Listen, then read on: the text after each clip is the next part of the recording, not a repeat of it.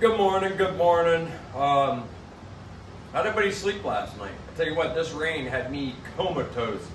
Our Wi-Fi went out last night and could not get it restarted. So instead of watching TV, I was just watching YouTube videos. Didn't even fall asleep till after midnight, and I slept till 8 o'clock. Slept like a rock. This rain had me out. Anyway, I was going to make a post about this morning, and I think a video would be better to explain it because I know people don't like to read long posts, and I tend to try to, put a lot of detail in them. So, the last clutch of the year, the rest of the snakes all hatched yesterday, which I got them right here. Well, 4 of the 5 I have here. So I did let 3 of them pip naturally. 2 of them I cut. 1 of them come all the way out of the egg. 1 of them we actually pulled out of the egg. Now, if everything was black and white, one thing you never do is pull a snake out of an egg, right?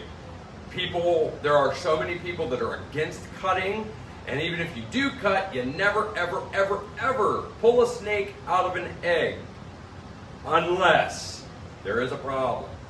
So, I did want that whole clutch to pip naturally. Like I said, 3 of them did. And then I cut the last 2. 1 of them is super dry. As soon as I cut that egg, within 15 minutes that snake came all the way out on his own, which was pretty cool. I mean, that was quick. Usually they're going to stick their heads out and play around for a day or so, where they'll just keep, coming halfway out, go back in the egg, poke their head out, go back in the egg.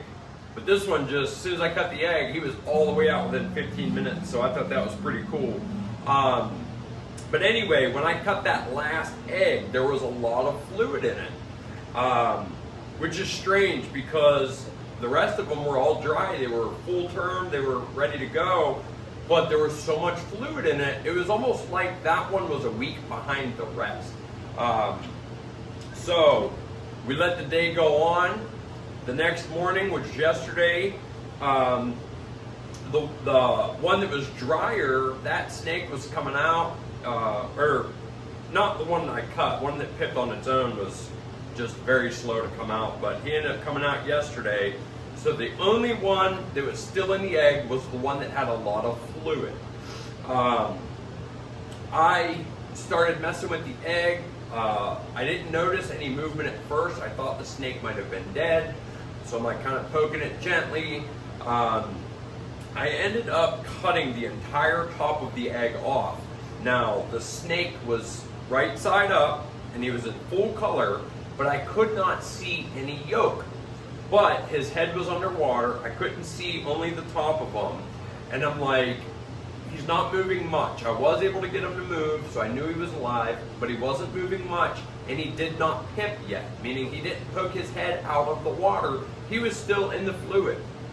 So if I did not cut that egg, I would say 99% that snake would have died. I believe that snake would have drowned in the egg. I don't know at what point they go from breathing through, their umbilical cord to actually breathing oxygen. I don't know that. But I do know at some point, if they do not pip, they're going to drown in the egg. So the fact that he didn't even stick his head out of the fluid, I knew there was a problem. But I did not just reach in there and take them out. I actually texted Mike, MCG Reptiles, because he got a little bit more experience than me. He's been in the hobby only 1 year longer than I have, but I trust his judgment. He's a very intelligent guy, especially when it comes to the reptiles. I trust his input.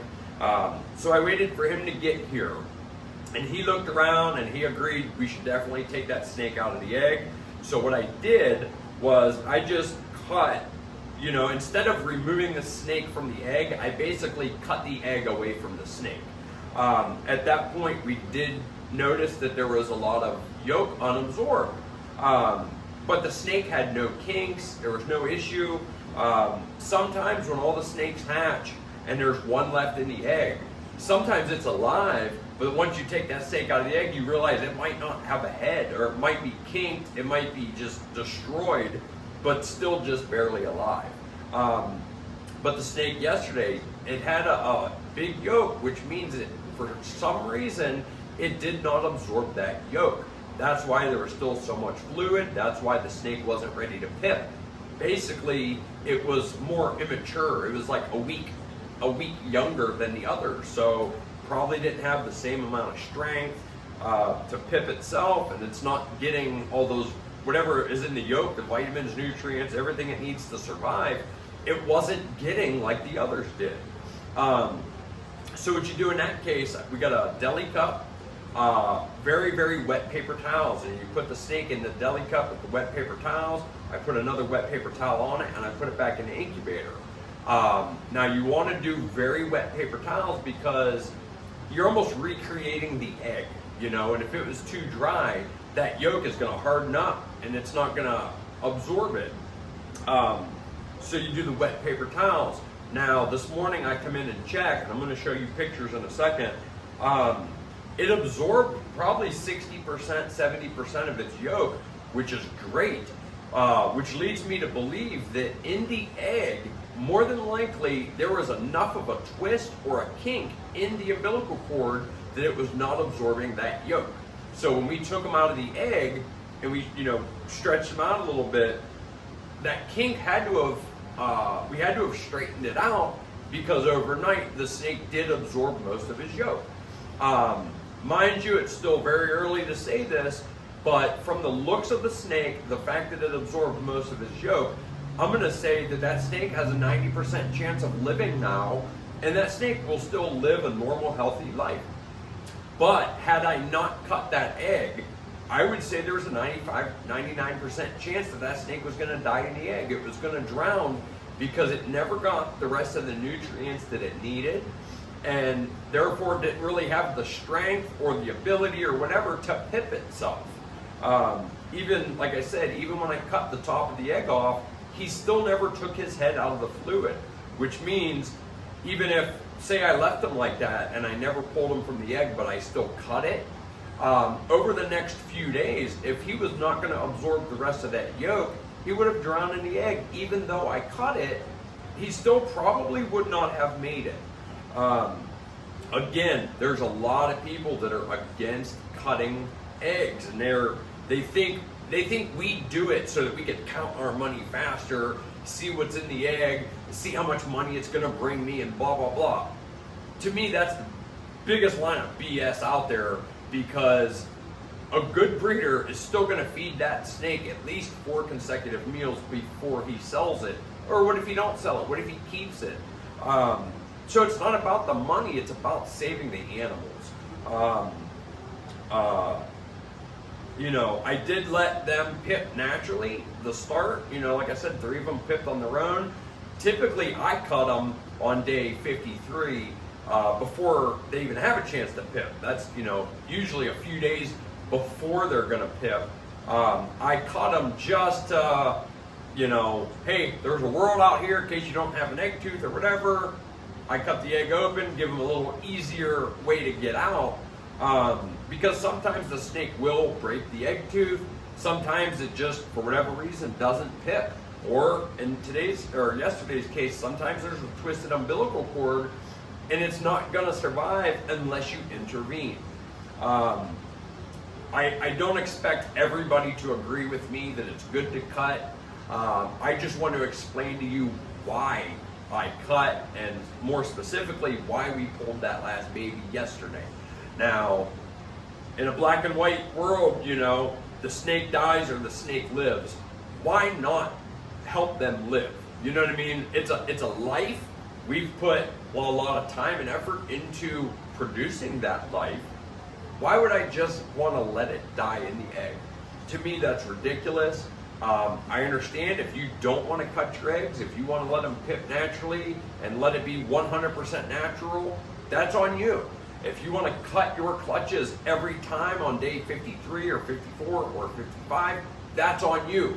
That's the beauty of being in America, being a human, you have free will to make those choices. Everybody's going to have an opinion regardless. But instead of 4 healthy babies, we now might have 5 healthy babies because we were able to intervene and help. Back to the natural thing. A lot of people are saying, let nature take its course. If that snake was going to die in the egg, let it happen. Don't intervene. It's unnatural to cut. It's unnatural to help them. And the way I look at it, none of what we do is natural anyway. Snakes don't live in totes. Snakes don't live in glass tanks. Snakes live in the wild. Ball pythons live in Africa. So the fact that we have a ball python in our living room at home, that's unnatural. So don't tell me that cutting is unnatural and you don't want to cut because it's unnatural. That's a load of BS. None of what we do is natural. Keeping snakes and deli cups and racks and totes, that's all unnatural. But I just wanted to explain myself. Looks like my UPS guy is here, but look at this pretty baby. I love these pieds. We had a great year. But with that, I hope you all have a beautiful week, and I'll catch up with you next time.